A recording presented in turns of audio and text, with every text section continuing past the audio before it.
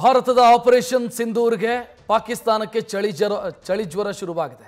ಈ ಮಧ್ಯೆ ಆಪರೇಷನ್ ಸಿಂಧೂರ್ 2.0 ಕೂಡ ನಡೆಯುತ್ತಾ ಅನ್ನುವಂತ ಕುತೂಹಲ ಇದೆ.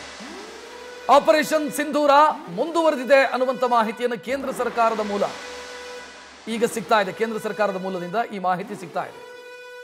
ನಿನ್ನೆ ನಡೆದಂತಹ ಸ್ಟ್ರೈಕ್ನಲ್ಲಿ ಕನಿಷ್ಠ 100 ಉಗ್ರರು ಸತ್ತಿದ್ದಾರೆ ಅಂತ ಸರ್ವಪಕ್ಷ ಸಭೆಯಲ್ಲಿ ಕೇಂದ್ರ ಸರ್ಕಾರ ಮಾಹಿತಿಯನ್ನು ಕೊಟ್ಟಿದೆ. ಅಲ್ಲದೆ ಈ ಆಪರೇಷನ್ ಮುಗಿದಿಲ್ಲ, ಇದು ಮುಂದುವರಿತಾ ಇದೆ ಅನ್ನುವಂಥ ಮಾಹಿತಿಯನ್ನ ಕೂಡ ಸರ್ವಪಕ್ಷ ಸಭೆಯಲ್ಲಿ ರಾಜನಾಥ್ ಸಿಂಗ್ ಅವರ ನೇತೃತ್ವದಲ್ಲಿ ನಡೆದಂಥ ಸಭೆಯಲ್ಲಿ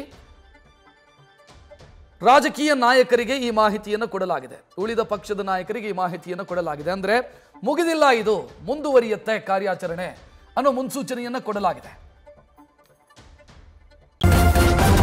ನ್ಯೂಸ್ ಫಸ್ಟ್ ನಿರ್ಭೀತಿಯಿಂದ ನಿಮ್ಮ ಪರವಾಗಿ.